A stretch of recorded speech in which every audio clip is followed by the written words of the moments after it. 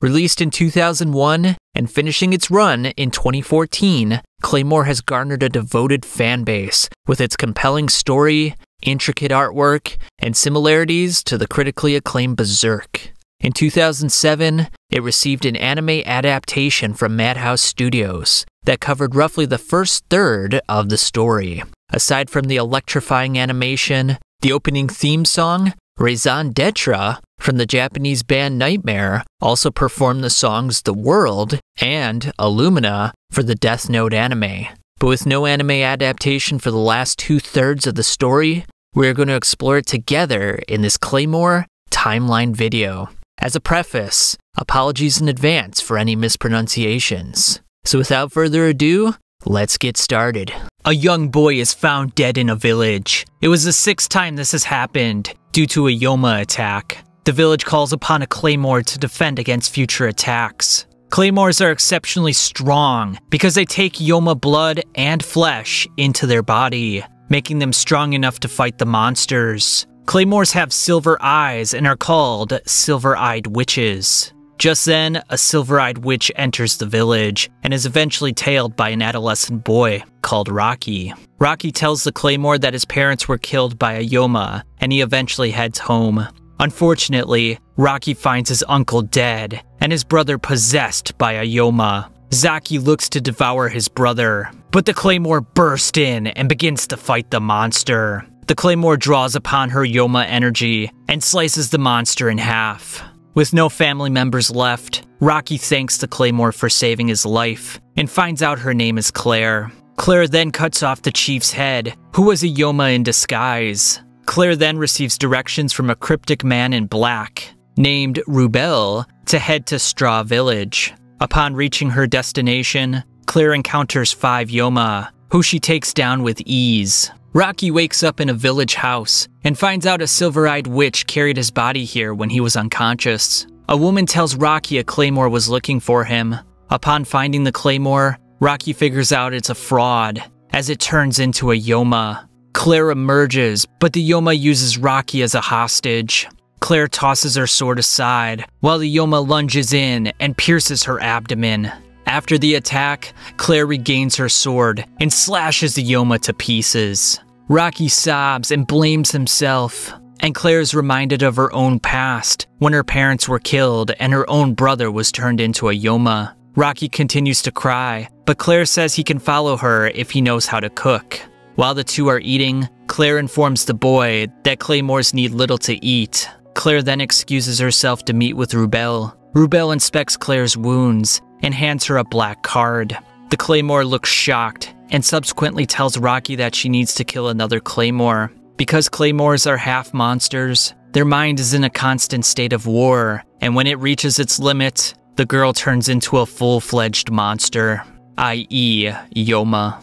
To ensure the Claymore dies as a human, they send their black card to another Claymore to finish them off. Claire meets Elena, who looks relatively in control. Rocky urges Claire not to kill the fellow Claymore, but with a swift attack, the deed is done. While reaching another village, Claire pretends to be Rocky's older sister as they enter into a holy city, where Claymores are forbidden. She's also taking pills that suppress her powers and change her eye colors to a different, natural color. The two head to a cathedral to be baptized by Father Vincent, and Claire covertly informs the father of her identity. Later that night, Claire sneaks onto the rooftops, looking for a way inside the cathedral to meet with Father Vincent. Upon meeting the father, Claire finds out several priests have perished to the Yoma. After leaving, Claire is attacked by 2 knights, but after some nifty moves, she escapes. The next morning, Claire senses something sinister inside the cathedral, but then the knights from the night prior burst through the door. After looking at Claire's eyes and seeing no silver due to her pills, they subsequently leave the room. Claire talks to Father Vincent once again and finds out the Yoma is a voracious eater due to its growing appetite. Claire determines the Yoma must be concealing itself inside the cathedral. Later that night, Claire is once again stopped by the 2 knights. She parries their attacks with relative ease, runs into the cathedral, and encounters the Yoma. The knights run in just as the Yoma gashes Claire. The Yoma attacks the knights, but Claire throws a sword through its face. The Yoma pierces Claire again and runs away when reinforcements come. The Knights bring Rocky to Claire's unconscious body, and after 2 days of prayer, the Claymore wakes up. "Forgive me, Father, but I have a request." Father Vincent gathers the various priests to be inspected by Claire to verify whether they've been possessed by a Yoma. Claire reaches Father Vincent, the last priest, but he's not the Yoma either. Meanwhile, in the baptism room, Rocky is attacked by the Yoma. Claire interjects and tells Rocky to flee while she distracts the monster. The Yoma attacks Rocky, but the Knights from earlier protect him. Claire forms an alliance with the two Knights as they attack the Yoma together. The Yoma breaks Claire's small blade, and when she blocks his attack with a statue, she pulls out her Claymore and begins her assault. Claire cuts off the Yoma's arm, but he retaliates quickly. The beast attacks the two Knights, but Claire leaps in and slices off the Yoma's other arm. Claire begins to access her own Yoma energy, otherwise known as Yoki, to slice the Yoma in half. However, Claire fears she cannot turn back, so she prepares to off herself. Eventually, the Knight prepares his sword to kill Claire, but Rocky says he wants to die without her, which halts the transformation, saving Claire. Before leaving the Holy City, Sid, one of the Knights, steals a kiss from Claire, while Rocky kicks him in the balls. Claire and Rocky leave for their next adventure. Back in an indeterminate time, a Claymore destroys a Yoma and tells the villagers to pay their fee, or more Yoma will come, and there will be no Claymore to save them. We find out that this Claymore is called Teresa of the Faint Smile, and she is the strongest Claymore. Teresa reaches the next village and slaughters 7 Yoma expeditiously. After staying the night and reminiscing about her black hair, Teresa decides to leave the village, but is stopped by a girl. The Claymore knocks her down several times in annoyance before leaving. The girl tracks Teresa, but the Claymore threatens her. The two are then surrounded by thieves, because they feel confident that Teresa won't fight back, because Claymores are not allowed to harm humans. Teresa shows them her body, and they become repulsed and run away. The mysterious girl continues following Teresa, and even though the Claymore leaps down from a cliff, the girl's determination does not waver. Teresa takes pity on the girl and decides to feed her and let her rest. As they continue their travels, it turns out the girl can't talk, so Teresa decides to name her Claire. Teresa tells Claire she'll drop her off at the next village, to which Claire cries in her sleep. Teresa leaves the campsite and is attacked by a bandit, but because of the Claymore rules, she cannot kill him. Claire attacks the man, but is knocked down. Teresa threatens the man's life if he were to hurt Claire. After the man flees, Claire embraces Teresa and says, "Doesn't it hurt?" Teresa then realizes that Claire felt bad for the Claymore because they shared the same emotional pain. After killing more Yoma, Teresa inquires if anyone can care for Claire. Claire rips off her new clothes and says, "I want to be with you, always. I don't need anything else." Teresa leaves Claire nevertheless, and when she exits the village, she sees bandits rush in. The bandits slaughter the village and drag Claire on the ground. When Teresa returns, the head bandit provokes her, and the Claymore, without equivocation, slices him in half. "I'm going to kill every last one of you." After slaughtering all the bandits, 5 Claymores surround Teresa, as she must be executed for killing a human. Teresa easily wounds the other Claymores, takes Claire, and walks away. Summon numbers 2 through 5, and have them subdue Teresa. 2 Claymores, Sophia and Noelle, slice up some Yoma, and while they bicker, Quicksword Elena walks in. We've been given orders to kill Teresa. The 4th Claymore to join them is Priscilla, a newly certified Claymore who jumped the ranks to the number 2 spot. Elena normally wouldn't fight Teresa, but with Priscilla's immense, latent powers, she believes they have a chance. Teresa saves the town from a Yoma, earning her a complimentary room.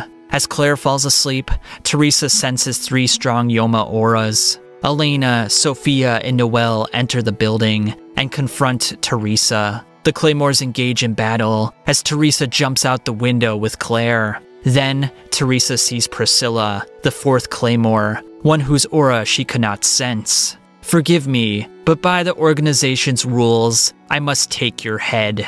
Priscilla's speed and skills are impressive. Elena reveals that Teresa can sense Yoma energy with extreme precision, allowing her to predict her opponent's moves. But with Priscilla suppressing her energy, Teresa's main advantage is neutralized. Teresa eventually speeds up and seizes the advantage, but Elena blocks her fatal blow.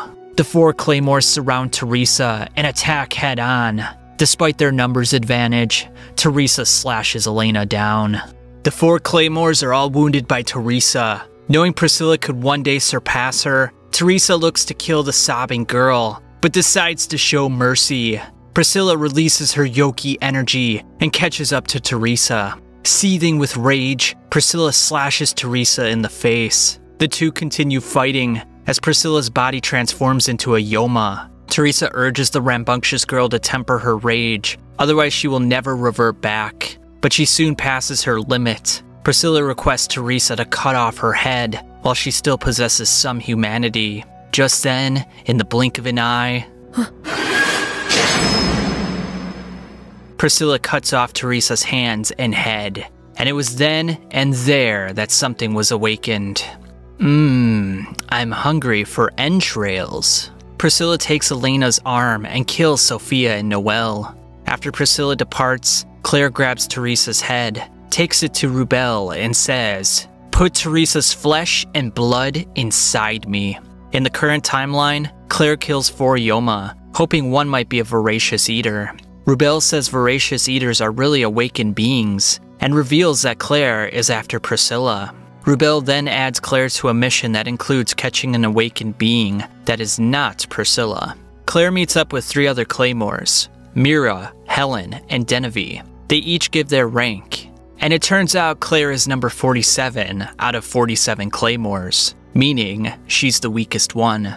Claire leaves Rocky in town while the Claymores climb the mountain. At a rest point, Mira challenges Claire to a duel to gauge her strength. The number 6 Claymore easily defeats Claire, as the distraught Claire sleeps in the rain all night. The Claymores encounter a man whom they quickly find out is a male, voracious eater. Denevy's arm is snatched off as Helen rushes in. The awakened being captures Claire with his tongue, while Helen slashes some arms off. Denevy, having regrown her arm with her Yoki energy, returns with vengeance. Mira elucidates that in the early days, Claymores were males, but they could not contain the pleasure of awakening, so the organization switched to only females. The male tears Claire, Denevy, and Helen down, leaving only Mira left. Mira saves the 3 through the use of her instantaneous speed, earning her the name Phantom Mira. Despite her skills, the male eater pins her down. Claire, undeterred, approaches the monster and is able to dodge all of his attacks because she can read the flow of Yoma energy.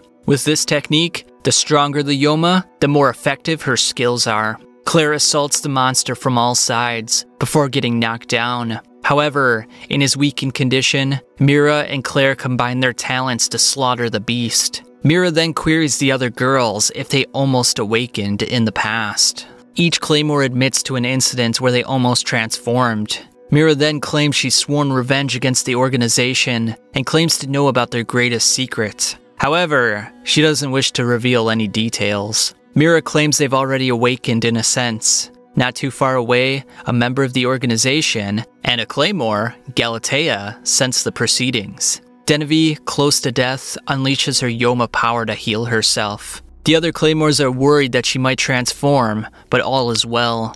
Mira tells the 3 to return to their regions as if nothing happened, and she will continue to investigate the organization. She also claims that in their awakened forms, they're on the levels of rank 6 through 10. 1 through 5, nevertheless, are another story.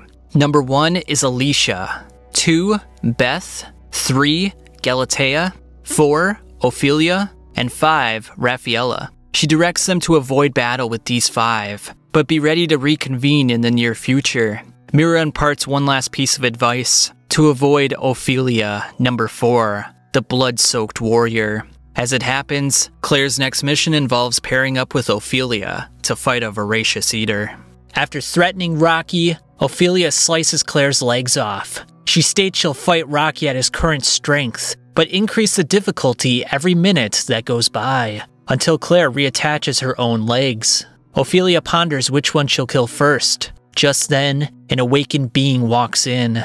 Ophelia tosses Rocky toward the awakened being and holds Claire down with a condescending attitude. Claire attaches her legs expeditiously and saves Rocky. Ophelia deduces that Claire must be an awakened being and revels in the opportunity of killing 2 awakened beings in one day. Claire escapes with Rocky as Ophelia prepares for battle with the awakened being. Ophelia's head gets twisted around, but she proves too durable and slashes the monster to pieces. Claire tells Rocky that they'll split up from here on. Rocky fervently disagrees, but Claire plants a kiss on the boy.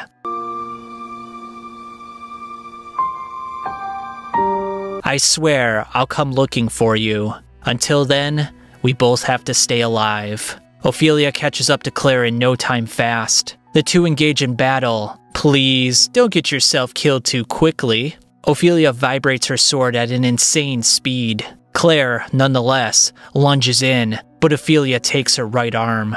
Claire falls down a cliff and fakes her own death. However, Ophelia is not fooled, and takes Claire's arm and slices it to pieces. With her arm gone, Claire will never be able to regenerate it. Ophelia cuts off Claire's left hand and prepares for the decisive blow. A cloaked figure interjects, moves faster than the eye can see, and gashes Ophelia with ease. The figure is none other than Quick-Sword Elena. Claire wakes up in a cabin, her left hand being reattached. She wishes to re-engage with Ophelia, but without her right arm, she has no chance. Claire informs Elena of her identity and how she possesses Teresa's flesh, making Claire 1/4 Yoma, unlike the other Claymores who are 1/2 Yoma. Elena, nevertheless, agrees to teach Claire the quicksword technique. Meanwhile, due to her rage, Ophelia undergoes a transformation, and afterwards, desires human guts. Elena reminisces about Teresa. Live, Claire. Your staying alive is the only proof that Teresa ever existed. While training, Elena slices off the stub that used to be Claire's right arm, and slices off her own right arm as well. A parting gift. Claire attaches Elena's right arm. Afterwards, Rafaela comes to finish off Elena. Claire encounters Ophelia, the awakened version that is. While fighting in a lake, Ophelia catches a glimpse of her own reflection, causing her great stress. Claire takes both Ophelia's arms with Elena's quicksword technique. Forgive me, but I have to take your soul too. Claire continues hacking Ophelia to bits, but she has not fully mastered Elena's arm. Ophelia figures this out and concentrates the last part of her humanity into the Yoma's tail. Claire cuts through the serpentine tail, but eventually gets caught. While reminiscing about her brother, Ophelia begins helping Claire, for reasons she cannot explain. Claire eventually finishes off Ophelia, who thinks of her brother as she fades away into the lake. The organization that commands the Claymores question Rubel about the whereabouts of Claire. Rubel has no idea, and the organization contemplates the idea that Claire killed Ophelia. The organization calls upon Ermita to handle the situation. Claire, pretending to be a man, looks for Rocky in a village. She then sees Claymores entering the village, as they are looking for an awakened being in the mountains. Claire sees a statue of the twin goddesses, Teresa and Claire, and is awestruck. A slaughtered Claymore enters the village, falls in Claire's arms, and says, "Save the others." Claire reveals her identity, claiming she wants to protect her comrades. Inside a dungeon, a cryptic girl and a man torture Claymores, provoking them to awaken their powers for unknown reasons. The girl instructs the man, Dolph, to fight the awakened Claymore. Dolph determines, though, that she's too weak and destroys her. The girl commands Jean, the number 9 Claymore, to awaken. Claire then enters the dungeon and is quickly greeted by the massive Dolph. Claire lashes out, but her attacks inflict minimal damage. The mysterious girl questions Jean's resolve to protect humans when they fear and revile her. Dolph injures Claire, grabbing her body as if she were a doll. Galatea enters in, the organization's number 3. Dolph tosses Claire aside and attacks Galatea, but somehow, she deflects all of his attacks. Dolph smashes his hands on the Claymore, or so he thought. Galatea slices Dolph's weak points with ease. He really is a fool. The mysterious girl instructs Dolph to utilize all his strength. She then reveals to Claire that Galatea can control her opponent's movements via harmonizing her Yoki energy with theirs. But when an opponent is stronger than her, she can't harmonize the energy. Galatea admits that she was going to kill Claire under the organization's instructions. She then reveals that 3 immensely powerful awakened beings rule the continent, with one in the north, one in the west, and one in the south. The first female to achieve that rank was the creature of the abyss, Rilfil of the West. Rilfil reveals the man of the north is building an army with a female that destroys villages and eats guts. What is the name of the man of the north? I'm going to kill his woman.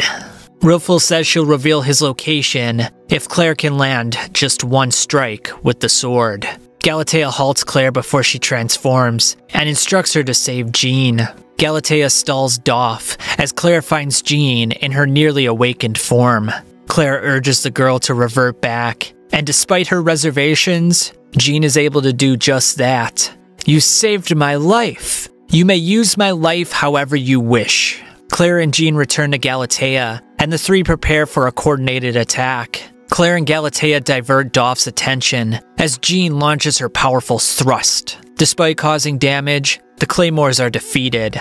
Until, I'll clear a path. Stick your Claymore in that thing's throat. After twisting her arm, Jean lunges in as Claire follows. Claire attacks Dolph's arms while Jean pierces through his neck. Rilfil stops the Claymores from destroying Dolph as Claire strikes Rilfil in the head. I hate having to reveal my full powers. Rilfil tells Claire the man of the north is Isley, and he lives in the northern land of Alphonse. Rilfil says the only way of defeating him is by joining her. After Rilfil leaves, Galatea allows Claire to live and subsequently leaves.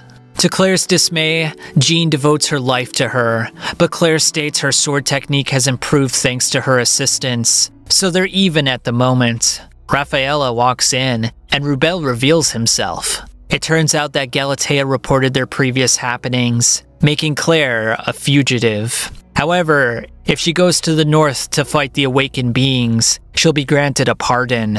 A once-in-a-lifetime opportunity, as it were. Claire arrives in Alphonse and is greeted by Helen and Denevie. The 4th member of their alliance, Mira, arrives as the leader of their new mission. With 24 Claymores, Mira divides them into 5 teams, with designated unit leaders. Claire ends up with Flora.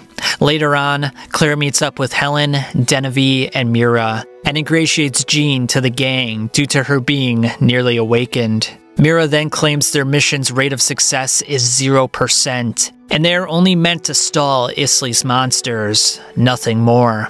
An awakened being invades the village, but the Claymores are prepared. 2 more awakened beings enter the fray, but the Claymores remain calm and utilize their numbers advantage. One of the beings can manipulate Yoma energy in his opponents, putting strain on their bodies. However, Jean and Helen combine their talents to take down the wasp-like awakened being. Claire and Denevie attack the awakened armadillo. Denevie's sword can't cut through the neck, but with the help of the muscular Undine, they slice his head off. The head of the monster attempts to awaken 2 Claymores, but Claire and Flora slice him up. Mira chops off the head of the 3rd awakened being. Flora determines that Mira's plan was to increase everyone's experience with awakened beings via dividing them into teams the way she did. Undine believes the weaker Claymores will only get in the way in the future. Later on, Denevie figures out that Undine's strong physical body is in fact quite frail. Flora demands to know Claire's full strength through a full-on battle, thus making it a battle between Flora's Windcutter and Claire's Quicksword. Denevie guesses correctly that Undine was weak at one point in her life, and overcompensates via being the quote-unquote strongest. Denevie reveals that a Yoma killed her parents and sister, but her friend, Helen, pulled her out of despair. Claire and Flora's fight ends in a draw. Rocky saves a girl from some wreckage. The girl takes a liking to Rocky, and an adult male familiar with the girl says that that's quite rare. The man invites Rocky to their home and says, "Let's go, Priscilla." The man practices with Rocky's sword while he sleeps. Impressed, Rocky asks if the man can teach him. The man agrees and says his name is Isley. Isley meets with the Silver-Eyed Lion and instructs him to activate the Northern Army of 27 to destroy the Claymores and the village of Paeta. The Claymores evacuate the residents as the awakened beings attack. The Claymores hold their own, so Rigaldo, the Silver-Eyed Lion, transforms and tears them to pieces. Rigaldo impales Jean, causing Claire to lose it. After tossing Claire aside, he splits Flora in half. He then goes after Mira, but now is up against the 4 nearly awakened Claymores: Claire, Denevie, Helen, and Mira. Claire slices off some of Rigaldo's claws and lunges in. Denevie, who got hit from Rigaldo, cries that she couldn't hurt the awakened being. Mira reaches her limit with her powers, and Rigaldo catches her in midair. This time, it looks like there was no phantom. Claire bemoans her lack of speed, but something interesting happens, causing her to rip off Rigaldo's arm in the blink of an eye. Only Claire's legs have awakened, surprising Rigaldo. Claire can't quite control her new form, but there's still trepidation in Rigaldo's face. Claire continues transforming, along with inflicting damage on the lion. I need more power. Magnificent.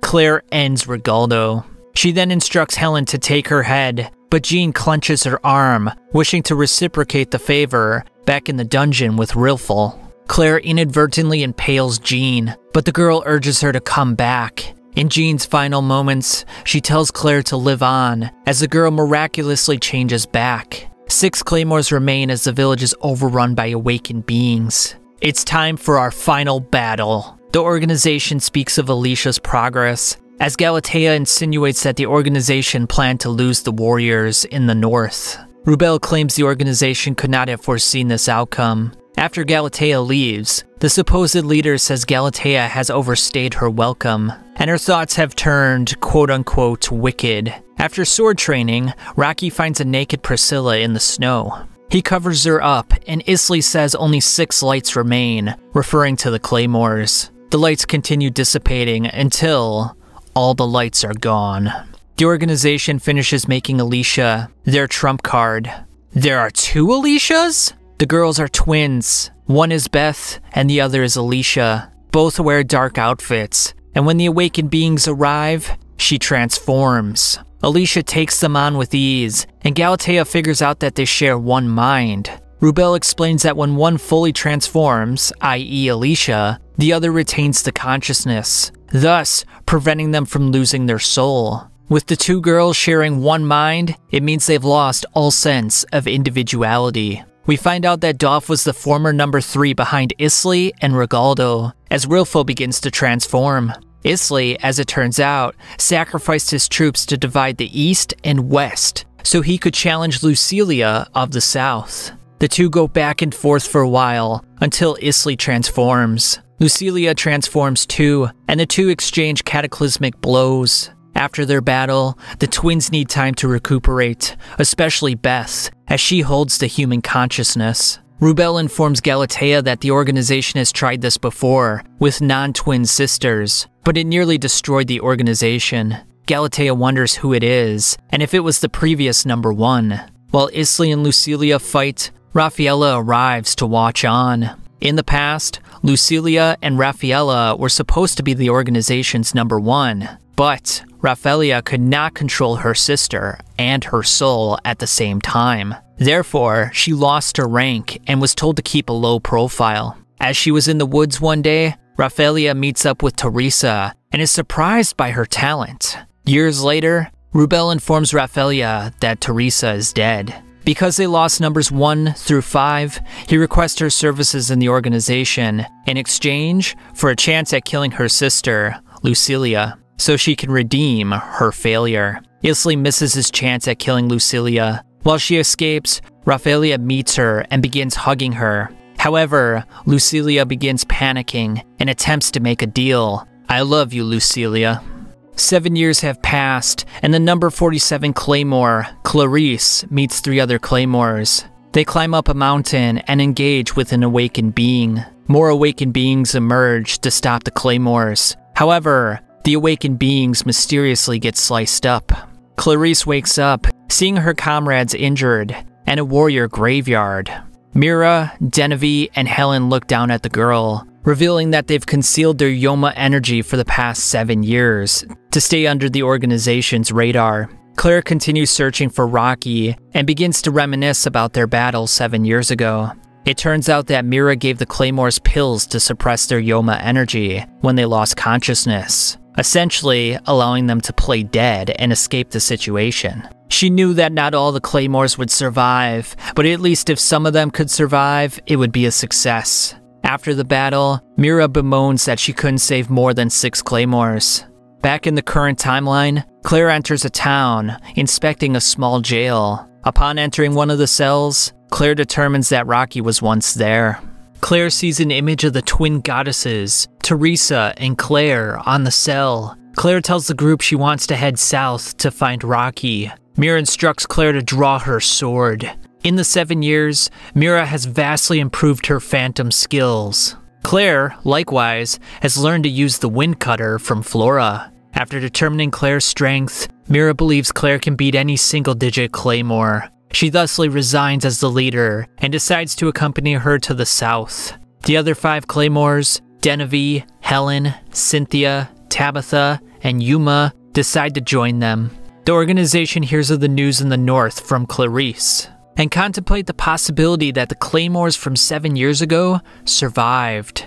Chief Limit and the others dismiss the notion, all except Rubel, who thinks that the Claymores, especially Mira, have survived. Clarice reports to Miata, the number 4 Claymore, as an assistant, and is immediately attacked. Afterwards, Miata suckles on Clarice's nipples. The 7 survivors from Paeta reach sunlight and greenery. Immediately, they sense Rilful engaging with 4 unknown Claymores. Audrey, the number 3 Claymore, introduces herself and Rachel, the number 5 Claymore. The two begin fighting, surprising Rilful with their speed and power. Mira, however, yells out, "We have to help! Follow me!" But who exactly are they helping? Rachel slices into Rilful's right shoulder with confidence. The creature of the abyss looks nervous, but it turns out to be a bluff. "But this is my true form." Rilful catches the two and intends to cut them up until they awaken. Just then, Claire, Mira, Helen, and Genevieve save the 4 Claymores and immediately scatter. However, Claire comes back. "There's something I want to ask you, Rilful of the West."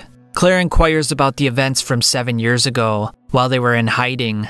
Rilful agrees, but on one condition. "I want you to become my ally."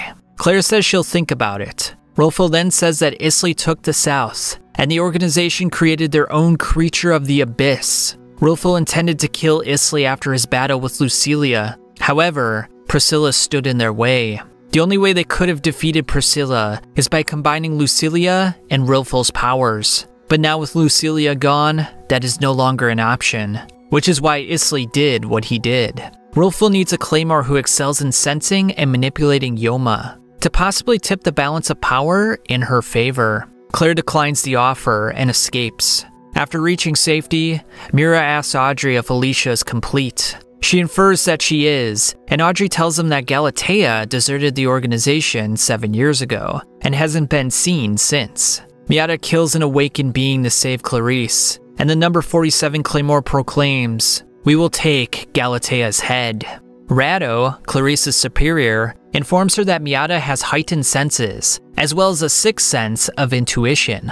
Clarice and Miata are attacked by Yoma, and even though Miata loses her sword, she tears the monsters apart with her hands. Miata and Clarice arrive at the holy city of Robana, where Claire first fought a voracious eater. Clarice and Miata are noticed by some guards. Sid helps the girls escape on the rooftops and takes them to Gulk's office. He informs them that a Claymore helped him out 7 years ago, and ever since then, Father Vincent has been easing the restrictions on Claymores. Gulk says people have gone missing as of late. Clarice agrees to help, but needs assistance in finding a blind woman. In the meantime, Sister Latea informs a priest that she's enjoyed her time with humans, but this will be her last day. Miata attacks the sister, who is actually Galatea. The former number 3 pulls out her Claymore and says, Ever since I destroyed my eyes, my power to read Yoma energy has become much greater. Amidst the battle, a gigantic awakened being begins indulging in the blood of soldiers. Cid's sneak attack almost works, but the monster crushes his arm. Galatea saves Cid and tosses him to Clarice. Galatea determines the awakened being to be the former number 2, Bloody Agatha. Agatha begins attacking, but unfortunately, Miata doesn't help Galatea. Rather, she swings her sword at her. Clarice tells Cid they're not here for the awakened being, but to execute Galatea. After losing her arm and facing an insurmountable situation, it looks like it's all over. The soldiers of Robana mount a diversionary tactic, resulting in Agatha's head getting chopped off. "No! That's wrong! That's not it!" screams Galatea. The human body of Agatha is a proxy. Galatea, busy with Miata, can't get close in. However, she screams at Clarice to look at the number 4's body. Unbeknownst to the Claymore, Agatha had sliced her up during the battle. Miata strikes back, but Agatha rips her hands off. Agatha subdues Galatea, focusing her attention on the last Claymore, Clarice. Miata throws her sword at Agatha's head. "Run away! Don't die, Mama!" Clarice runs away, only to sneak attack on Agatha from behind. Clarice saves Miata and embraces the crying girl. Galatea tells them to run. Just then, however, a huge chunk of Agatha's body is cut off. "You don't need to know our names, because this is where you die." Cid and Gulk recognize the Claymore from 7 years ago. The Claymores save Galatea as Agatha transforms into her true form. To kill her, they'll need to target the true head. The Claymores slice up Agatha's awakened form, leaving only her human body. Agatha uses Galatea as a hostage, but Claire slices her arm to pieces before terminating Agatha's life. After the battle, Clarice looks to kill Galatea, but wavers in her convictions. Mira tells Clarice to leave the organization and hide in the city of Robana. Galatea seems skeptical, but Mira proclaims, "We've come to destroy the organization." Galatea says this is all well and good, but without the organization, Yoma will slaughter all the people. Mira reveals that Yoma are created by the organization itself. The Claymores are in disbelief. Mira then says, "This Claymore, isn't it a little too much for just killing Yoma?" Mira reveals that they exist in a realm where 2 enemies are fighting endlessly. One side possesses an impenetrable hide and comes from dragons, and the other side produced an infernal weapon that changed humans into monsters. Meaning, the small island that they are on is merely a test site for creating awakened beings. Awakened beings used in the battlefield were chaotic and uncontrollable, but with the creation of Alicia and Beth, they've taken a huge step forward. While relaxing, Claire asks Cid about Rocky. Turns out he came through the town a year ago with a little girl and is heading west. A mysterious man takes down a Claymore with ease and says, "I've come back to my hometown for the first time in ages, and everything's in an uproar." A Claymore interrogates Rocky about killing the Yoma, but a small cloaked child sends a shiver down her spine. Rocky tells the number 6 Claymore, Renee, that if she sees Claire, to tell her Rocky is still alive. After the Claymore leaves, Rocky tells the cloaked girl, Priscilla, that they should get going. Afterwards, Rilfo captures Renee and says she's passed the test. Renee's arms and legs are chopped off, as Rilfo plans on using her abilities for a cryptic mission. Claire decides to head west. Mira instructs Cynthia and Uma to go with her, and to return later on when they are ready to fight the organization. Rilfo shows Renee fused Lucilia and Raffaella. The former number 2 killed her sister, but her life force ended up saving her in a state of stasis. Because external stimulation won't wake them up, Rilfo needs a Claymore to elicit a reaction from within. Over to Claire, she arrives in town where an awakened being emerges. Uma subdues some nearby Claymores and Watchers from the organization. Claire and Uma defeat the awakened being with ease. As they wonder why the Claymores were taking suppressing pills, Rubel walks in. "Glad to see you're still alive, Claire." Rubel tells Claire the organization is looking for Renee, the organization's eyes, as it were. He believes Rilfo is attempting to awaken Raffaella's remains. Rilfo allows Renee to reattach her limbs to be at full power. Renee sees a faint light of consciousness inside the 2, but is terrified by its power. When she releases the awakened being inside, she plans on running. Rubel reveals that he's a spy for the opposing force in the Great War, and he informed Mira of all the information she knows, thus verifying it as true. Rubel plans on taking down the organization from inside by allowing it to destroy itself, which means he wants Claire and the other half-awakened beings dead. Helen and Denevy watch weaker Claymores fight an awakened being from a safe distance. They decide to keep a low profile, as Mira instructed them to do so, until Helen gets bored watching.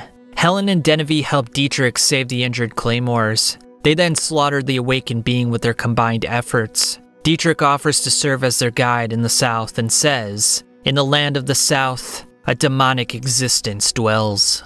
Helen and Denevy enter a town where they believe the creature of the abyss from the north is incognito. Isley's aura hurts Helen, and he slashes Denevy. "You disgust me. I will crush you." Helen and Denevy fight back, but Isley is too strong. The girls release their Yoma energy for the first time in 7 years, as demons begin to enter the village. They take Helen's right arm and attack Denevy. Dietrich instructs them to remain still and exit slowly. Isley transforms, disemboweling the demonic beings. However, their regeneration is lightning fast. Dietrich says the demonic creatures were created from the flesh of awakened beings. They release no Yoma energy and only crave one thing, the flesh of Isley. They are named Abyss Feeders, and they were made by the organization. The feeders take chunks of flesh out of Isley as he draws his sword. Dietrich says the feeders share a consciousness and scatter when they lose to Isley, so their memories can be preserved in the next batch. Essentially, the battle experience remains, which allows them to improve day by day. Just then, the Abyss Feeders finally take their toll on Isley, who's been fighting them for the past 7 years now. As Isley perishes, he begins to reminisce about his time with Rocky and Priscilla. At the organization, Limit tells Rubel that the Abyss Feeders will be tracking Rilful in the west, and that Beth and Alicia have been activated.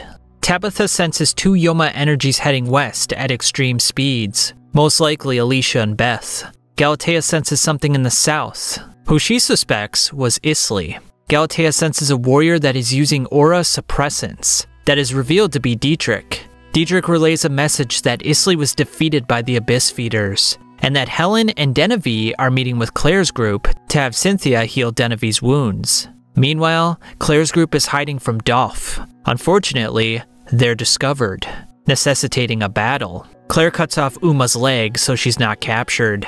Claire then slices Dolph's face and flees. When regrouping, Claire tells Cynthia that she's going to follow Dolph so she can meet with Rafaela. Claire engages with Dolph inside the castle as Rilful checks to see what's going on. Renee believes the sisters are in the beginning stages of awakening. Claire eludes Dolph, causing Rilful to transform. "I've got a thing or two I'd like to pay them back for." Renee escapes from Dolph, forcing Rilful to divert her attention from Claire. Suddenly, Claire feels a headache. She inadvertently walks into the dungeon where the sisters are. Cryptically, Claire is fighting with Rafaela in what feels like a dream. After being defeated, Claire finds out she's inside Rafaela's consciousness. Claire unknowingly triggered this reaction. Rafaela then says, "You are making a grave mistake." Rafaela says her awakening is imminent, and Claire will need to strike her down or die in the girl's psyche. Claire focuses all her Yoma energy in her right arm, satisfying Rafaela. The girl transfers all her psychological content to Claire. "Inscribe it into your body, everything that was within me." Everyone in the surrounding area senses the outpouring of Yoma energy. It's born. Something vast has been born in this land. Denevy and Helen sense Cynthia and Uma's auras and head in their direction. Claire emerges from the wreckage, staring up at the awakened sisters. Rilful plans on taking down the sisters before they become too powerful, but then Abyss Feeders take Rilful's left arm. "So in return, I'll cut you up so badly, you'll regret having those durable bodies." Beth and Alicia intrude, attacking Rilful unsuccessfully. Alicia shatters Dolph's arm while blocking Rilful's attack. Rilful realizes that Isley is dead and instructs Dolph to crush Beth. Beth evades with her eyes closed as Alicia hunts down Rilful. Claire dodges tentacles from the sisters, whom she now calls the Destroyer, as it forms a halo around its head. The Destroyer shoots a barrage of rods through Doff, Rilfel, and neighboring towns. The rods then crack open. The real hell is just beginning. Awakened beings emerge, slaughtering everything in sight, even when they don't have their own head. Claire elucidates that the destructive beings have a finite amount of energy, and when they use up all that energy, they stop functioning. If they're able to suck out the energy from living organisms, however, they could keep going indefinitely. Claire says they should aim for the limbs to reduce their mobility, as they quickly get surrounded. Rilfel escapes with Doff, but is attacked by the feeders. Alicia slices them up, but begins reverting from her awakened form. Turns out, Beth was hit with one of the rods that is now consuming her energy. Lord Day marvels at the quote-unquote ultimate weapon and wishes to collect a living specimen. As it turns out, Rocky was infected without losing his consciousness. Lord Day instructs his men to bring Rocky to headquarters. Uma and Cynthia find Beth impaled, but it's too late. The awakened being merges with Beth to form a headless horseman awakened being. Claire, Genevieve, and Helen defeat the Hellcats, i.e. the awakened beings from the sisters. But another round of rods are coming. Alicia continues harassing Rilfel in her human form, and even cuts off her right leg and arm. Doff grabs Alicia's leg in desperation, but Alicia feels a shockwave through her body as Beth fights Priscilla. Priscilla lops off what used to be Beth's body and chomps down on her innards. You don't taste too good. Uma finds Cynthia without any limbs. The dismembered girl requests Uma to kill her, but Uma instead attempts to regenerate the dying girl. Rilfel watches Alicia as she's in agonizing pain. Alicia leaves, heading toward her twin sister. Priscilla effortlessly handles Beth, looking for the final blow. Alicia prevents Priscilla from killing Beth and proceeds to awaken. The twins coordinate well, taking Priscilla's limbs, but the girl seems unfazed, beheading Alicia with ease. Weeping from her sister's death, Beth charges in. Don't be sad. You'll be reunited with her soon enough. A brief flashback elucidates that Priscilla clung to Rocky because of a familiar scent he bore that reminded her of her old self. Rilfel urges Doff to leave as Priscilla gracefully enters. Priscilla rips Doff and pierces Rilfel with her hand. Doff cries as Priscilla looks forward to feeding on Rilfel, the creature of the abyss. The next volley of rods are launched as Claire reads the flow of Yoma energy. While predicting where the rods will land, she senses something unusual. That's it. It's her. She's nearby. Who are you?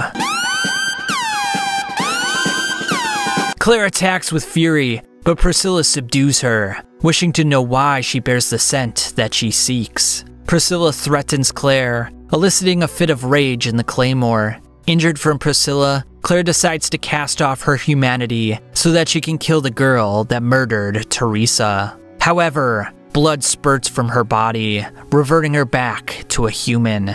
Claire desperately tries to awaken, but to no avail. Claire struggles to awaken as Priscilla slaps her down.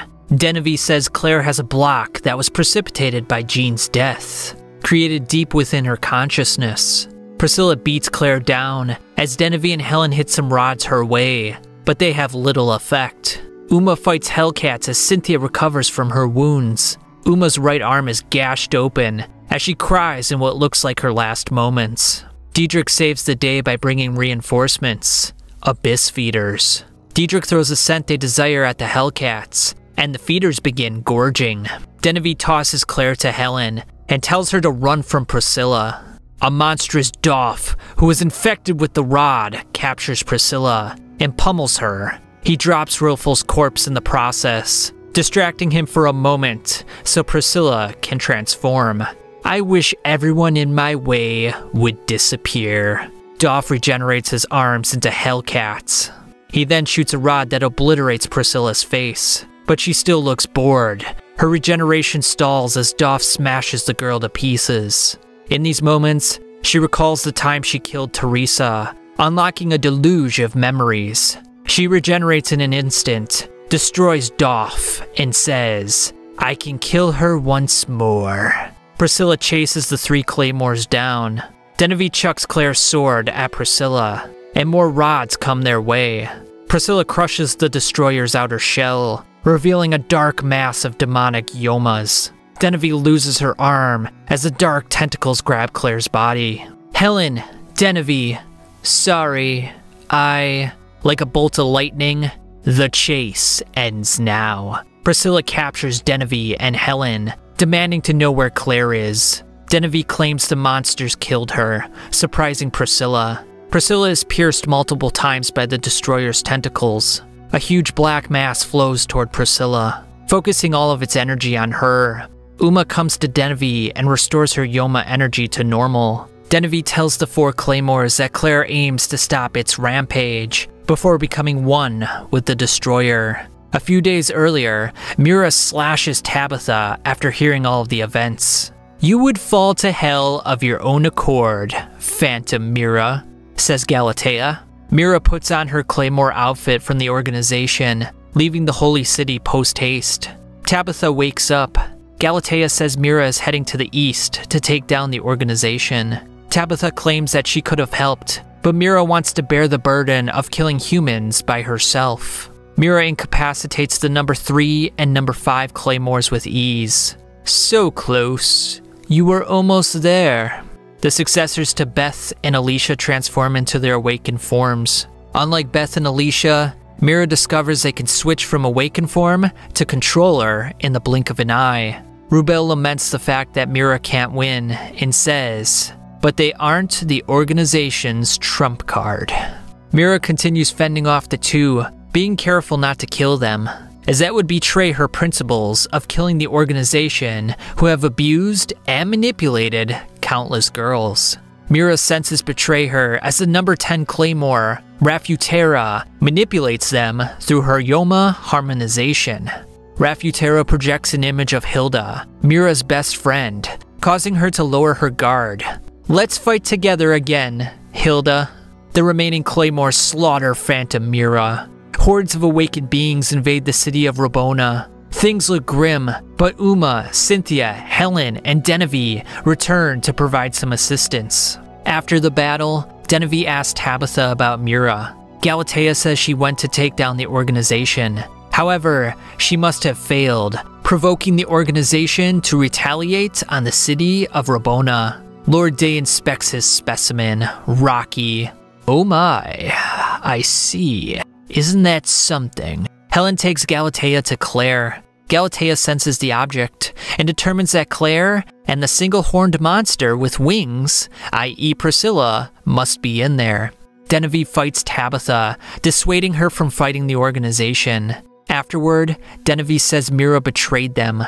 However, they're going to move forward and take down the organization nonetheless. Diedrich believes the organization was behind the attack on her town as a child, propelling her to join the quote-unquote ghost, i.e. the girls who purportedly died in the north 7 years ago. In a flashback, turns out Priscilla was merely using Rocky to get closer to the source of the scent. She thusly leaves him with a present. Lord Day enumerates that Rocky survived the projectiles from the destroyer because he had a hand lodged into his back, a hand that fended off the abyssal-level monster. Creatures of the Abyss are named as such because they were former number 1s that awakened.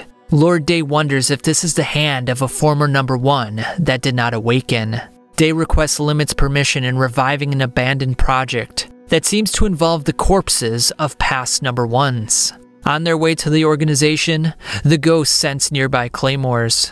The claymores are led by Anastasia, the number 7, who can float and is currently fighting off awakened beings. The trick to Anastasia's floating, however, is revealed to be her super stretchable hair that attaches to nearby objects. However, the awakened beings see through the trick and break all the hair. It appears to be the end for the 4 claymores, but then the awakened beings get slaughtered in an instant. Along the way, we crush anything in our path.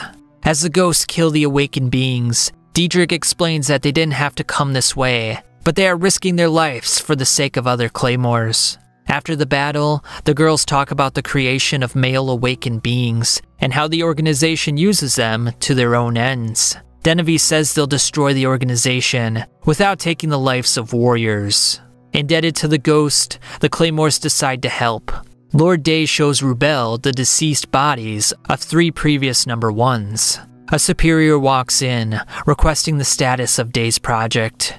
If you are ready for the birth of the 3 new abyssal ones, I can have them up and moving right away. The superior tells Rubel that the research facility in the northern mountains has been attacked. As the ghosts attack the facility, the organization mobilizes its full might to combat the rebels. An unnamed Claymore recalls the day when Mira invaded the lands and didn't kill a single Claymore.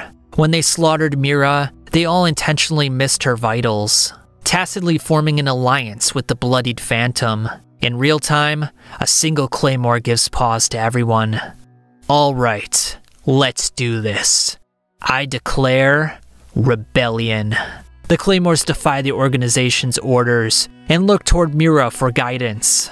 Take up your swords. Together, we will make this day the organization's last. Limit questions Rafutera on why she didn't reveal that Mira was still alive. She explains that each Claymore has an affinity to one another due to their human heart. When one is in pain, they are all in pain.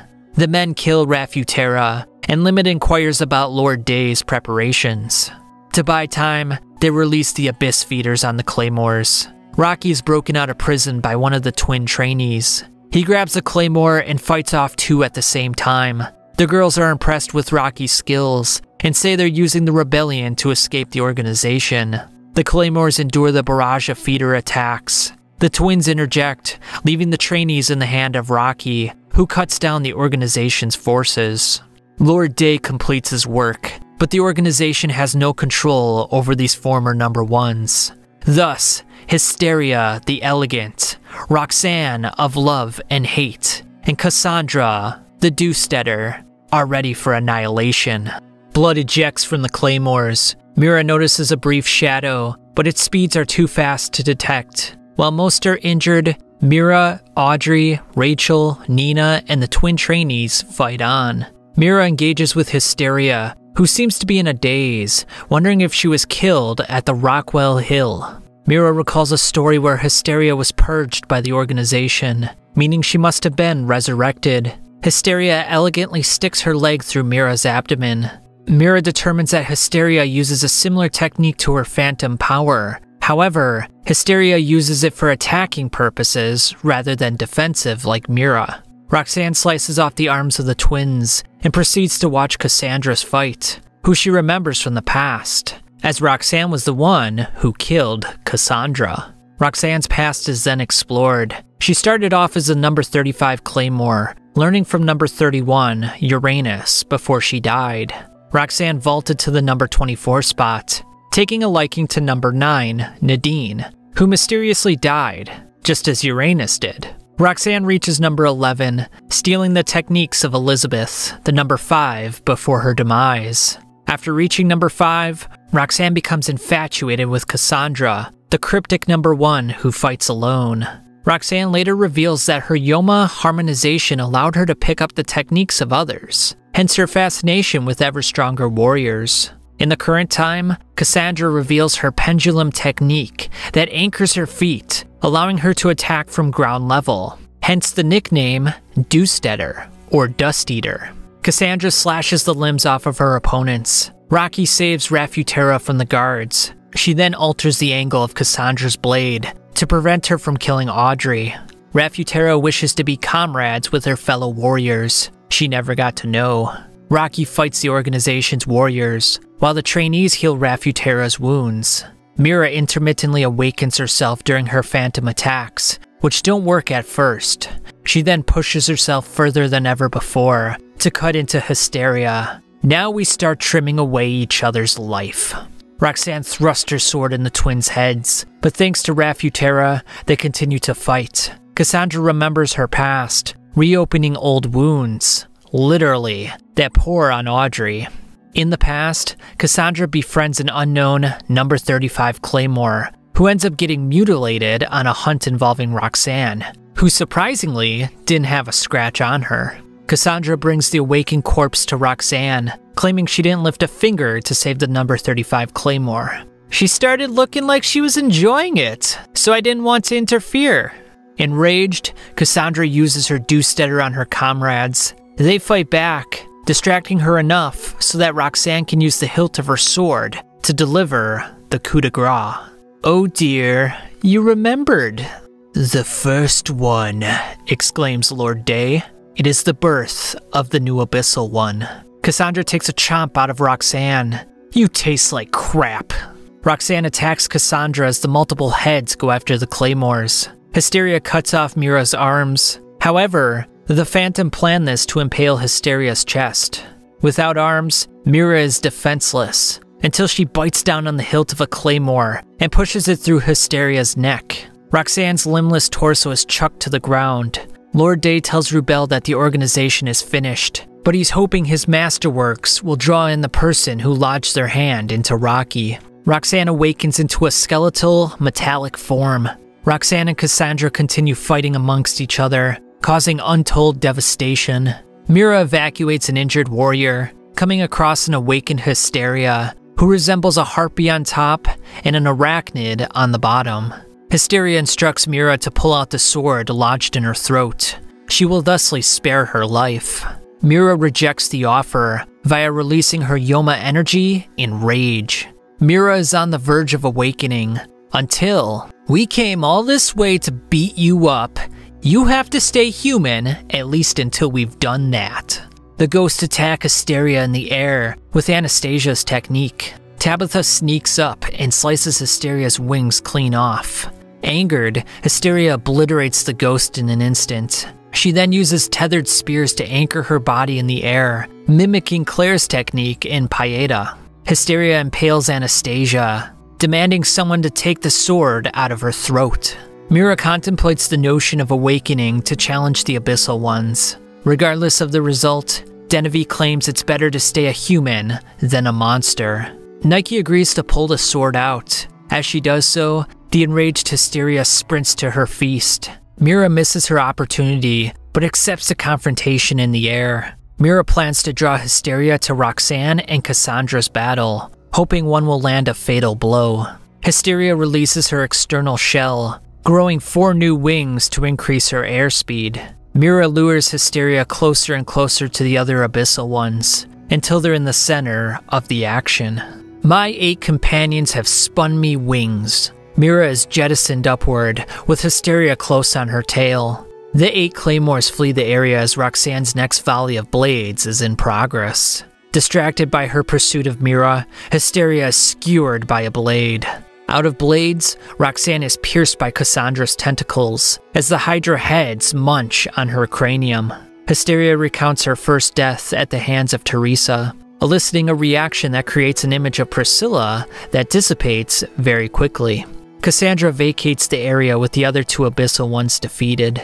Rocky then introduces himself to the group of Claymores. Lord Day wishes to visit the real Priscilla with Rubel. The Claymores enter the organization. Mira then meets with Limit, discovering an awakened Asara Kamu, a clan descended from dragons. Limit explains they lived for 200 years, only getting stronger and stronger, an ordeal they have yet to overcome in the battlefield. They scrape the flesh from the Asara Kamu, fuse it with something imperishable, and let it feed on the brain of the medium, thus producing Yoma. After the parasite exhausts the human body, it leaves its host, looking for a new one, meaning Yoma do not absorb memories as previously stated by the organization. Mira cuts down the Asara Kamu and takes the head of Limit. Mira perpetuates a story that Limit killed himself, displaying the head for all to see. In the aftermath, Mira and Rocky learn that Claire willingly fused with the rampaging monster and Priscilla. Mira speculates that the Abyssal One, Cassandra, is being pulled to the holy city of Robana to release Priscilla. Mira suggests they should race to Robana before Cassandra gets there to release Claire and Priscilla, on the off chance that the Abyssal One fuses with Priscilla. Mira asks Rocky to come along, but Helen worries about him seeing Claire raw, i.e. without clothing. Denevy rips off her outfit. "Take a good look. This is what our bodies are like." Rocky is shocked, but immediately hugs the trainees, claiming he'll spend time with them when this is all over. The Claymores arrive in 10 days via boat, a voyage that would have been double if on foot. A cavalcade of awakened beings in human form surround the deserted city, waiting to see the greatest power in the history of warriors. They also want to see the warriors who defeated the organization. In the city, the ghosts meet with Galatea, Clarice, Sid, and Gulk. Galatea shows the girls the Black Mass, with a visible Priscilla who is attempting to escape. Mira urges the guards to evacuate, like the townsfolk, but they wish to defend the city nonetheless. Sid then reveals he's gathered something the warriors could use during their upcoming battle. A secret weapon, as it were. The ghosts put on their old Claymore outfits. The girls take Rocky to the demonic mass. Priscilla? Rocky touches the mass, causing the mass to pierce his body with tentacles. Instead of killing him, they communicate a message that Claire is fighting the others from breaking free. I don't want anyone else. I only want to be by your side, forever. A section of the mass shatters, and Claire's body is ejected into Rocky's arms. The incision down the middle of her body is splitting open. Genevieve sews Claire's body up, explaining that Yoma flesh and blood is stuffed into every part of their body. The only problem? Their bodies remain split open permanently. Claire begins to tear up when she looks over at Rocky. The boy embraces Claire as the Claymores stare on in contentment. The demonic mass explodes, releasing Priscilla's body. The tentacles shoot out in all directions from Priscilla, slicing up all nearby awakened beings. Genevieve enumerates that two entities are seeking dominance, Priscilla and a mindless thing that absorbs all life. Whichever wins, only hell awaits. Claire tells everyone the story of Teresa and how she has her flesh inside of her, making her 1/4 Yoma. The other Claymores agree to help Claire defeat Priscilla. Uma, Cynthia, Tabitha, Helen, Genevieve, Mira, and Claire all touch swords in an act of camaraderie, ready to complete their last task. Flesh. Give me flesh. The tentacles have overtaken the awakened beings in the area. The tapeworm awakened being has multiple bodies, hiding its vital organs. Mira and Claire slice off all the bodies, and Claire notes how she's assimilated Rafaela's fighting technique. Helen obliterates the origami-like awakened being via twisting her arm 55 times. Kronos, an awakened being, approaches Rocky, inquiring about his sword technique. Rocky mentions the name Isley, and Kronos begins to detail his past. When one awakens, they lose their consciousness, but not for Isley, hence the reason he sacrificed his awakened beings in the north. The Claymores intrude, stating they have a plan to defeat the being who surpasses the power of an abyssal one.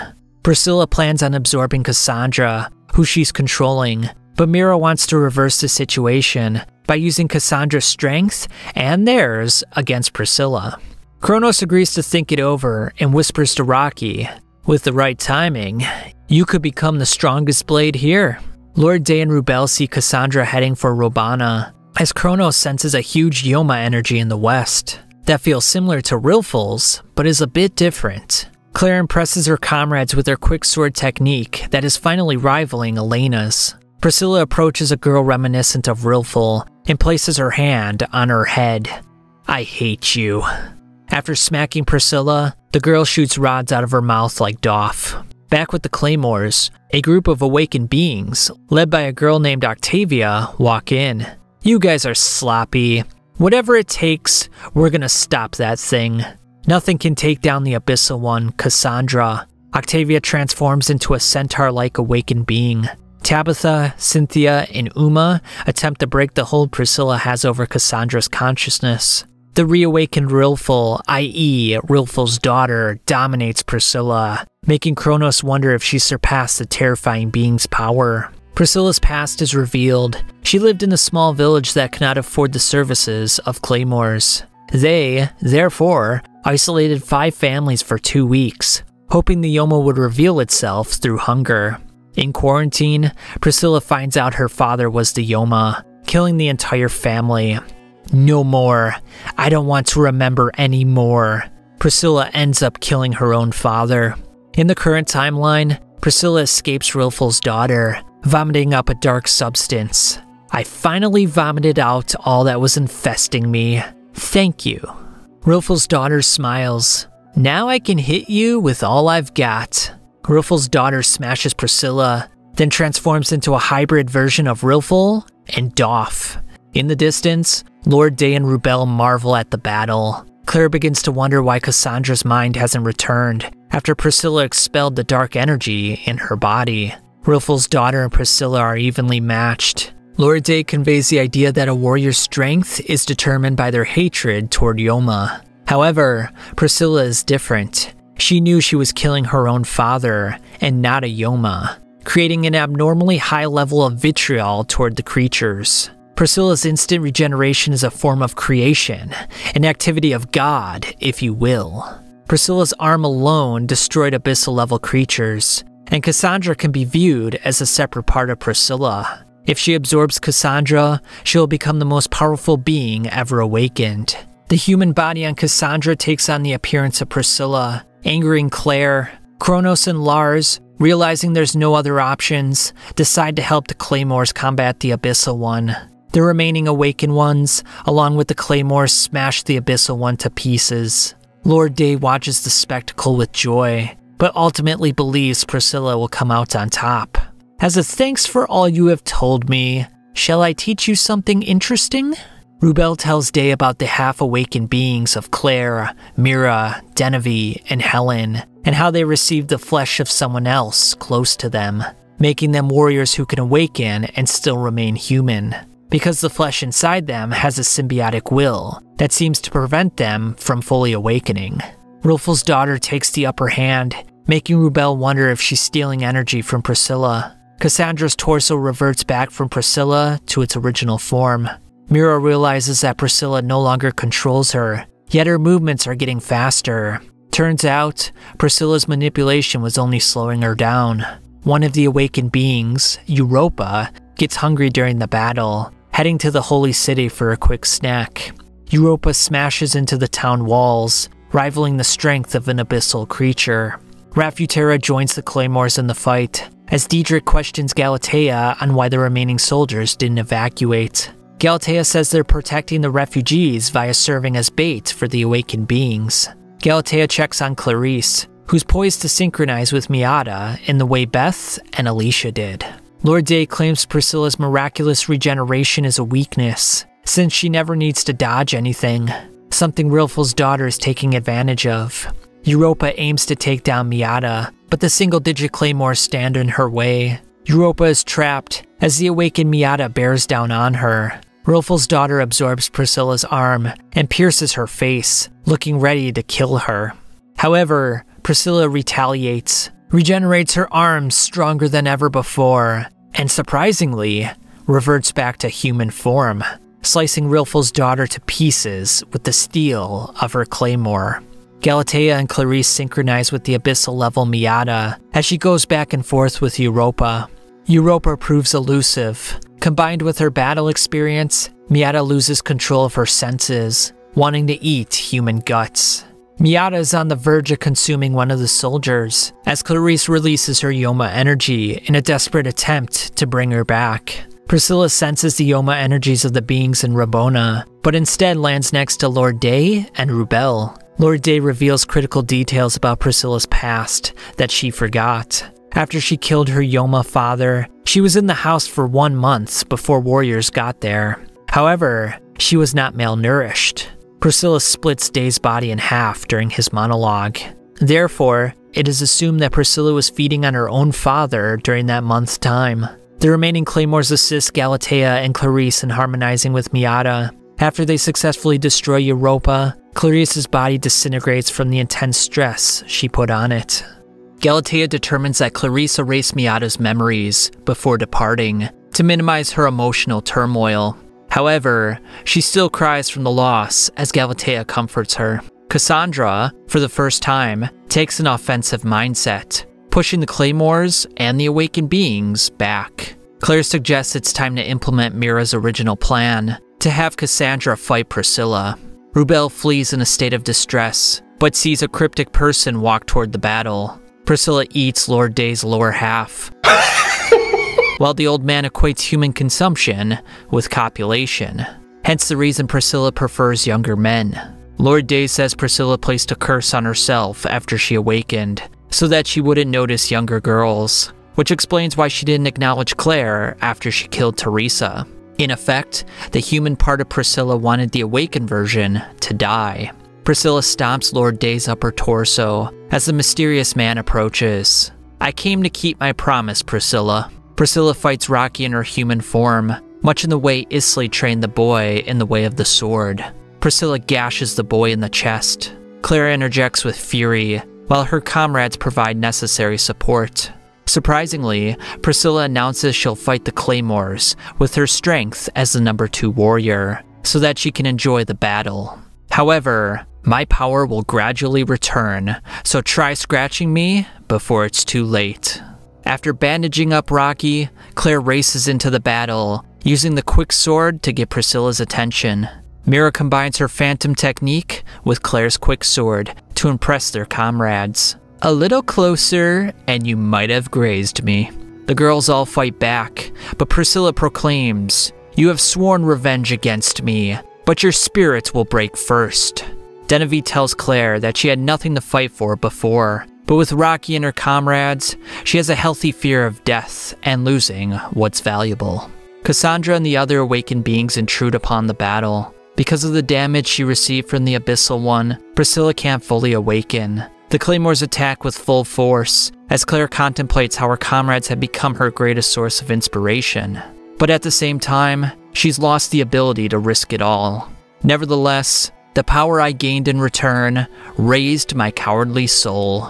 With Claire back in the action, she fights alongside the Claymores, Cassandra, and the awakened beings, pushing Priscilla back on her heels. Tabitha sneaks up on Priscilla, releasing no trace of Yoma energy, but the girl is sliced in an instant. As Uma looks to heal Tabitha, Priscilla slashes Helen and Genevieve across the chest. Claire releases a swell of Yoma energy, distracting Priscilla just enough for Rocky to pierce her neck with his sword. In a flashback, Isley completes his training with Rocky. He tells the boy that he will disappear from Priscilla's consciousness, becoming like a corpse to her. Only when Priscilla first cuts you, will you possess the blade to cut her. Your battle starts after she cuts you down. Claire cleaves Priscilla's head off, shattering her body into a million pieces. Everyone stares in bated breath. Kronos says, "The kid knows how to hit hard." You might say, that was Isley's final, strongest blow. As Tabitha fades away, she tells the Claymores that Priscilla's Yoma energy is still present in a faint amount. Claire notices a fragment of Cassandra lying on the ground as Tabitha passes away. Claire walks into the forest, finding more and more fragments of the Abyssal One. Must eat innards. Priscilla regenerates her body into a hybrid of her own and Cassandra's. She takes down the awakened beings, eating their guts in the process. The Claymores attack Priscilla as Claire and Rocky combat the Hydra heads. Claire attempts to awaken, but remembers the words from Rafaela that she's making a big mistake. Claire, therefore, fulfills the role Rafaela never could for Lucilia and awakens the one within her. Everyone senses the introduction of a massive amount of Yoma energy that is strangely different than anything else. You've been blessed with a good man and good friends, Claire. Claire embraces Teresa inside of her psyche. The former number 1 says their time was short, but was precious. Teresa smashes the ground near Cassandra's head. While we've been apart, you've gotten ugly. It's time for me to finish this. I'll turn you into dust, Priscilla. Claire tells Teresa about all the people she's lost over the years, but the Claymore of the Faint Smile claims her experiences, combined with Rafaela's memories, will lend her strength. Teresa demands Cassandra to fight her one-on-one, as the Dewsteader smashes her way out of Priscilla's body. Teresa tosses Cassandra a claymore as the two former number 1s engage in an intense battle. While holding her own, Cassandra accepts her fate, remembering her friend from the past as Teresa finishes her off. Priscilla eliminates the last of the awakened beings, Kronos and Octavia, as she stares Teresa down. Teresa, surprisingly, allows Priscilla time to rest, as she talks to Rocky and the remaining Claymores. Rocky conveys the idea that Priscilla wanted to die and the reason she chased Teresa's scent was to meet her eventual demise, i.e. her desire to die. Teresa says hate fuels her energy, and even though she wants to die, she wants to kill Teresa that much more. You hate me so much. It feels a little like love. Teresa copies Cassandra's Deucedatter technique, slicing Priscilla to pieces. The remaining Claymores, Galatea, Diedrich, Rafutera, Audrey, and Anastasia come to witness the final and ultimate battle. Teresa catches Priscilla in the midst of supersonic speeds. Priscilla becomes stronger with each regeneration, making the others wonder if there is no end in sight. Priscilla becomes a repulsive amalgamation of demonic limbs and bodies. Here I go, Claire. Teresa awakens, changing her body into an angelic harpy. That is the form of the twin goddesses. Teresa smashes and cuts every part of Priscilla's body as she reminisces about Claire's memories. My full strength and your whole heart are fighting in perfect harmony. Priscilla begs with Teresa to finish her off and lift her of the curse of not dying. Teresa obliges, claiming she'll only use this technique once, as it will place an enormous strain on Claire's body.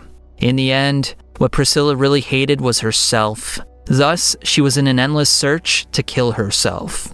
It's alright. We've crossed blades as Claymores. We can't have no regrets.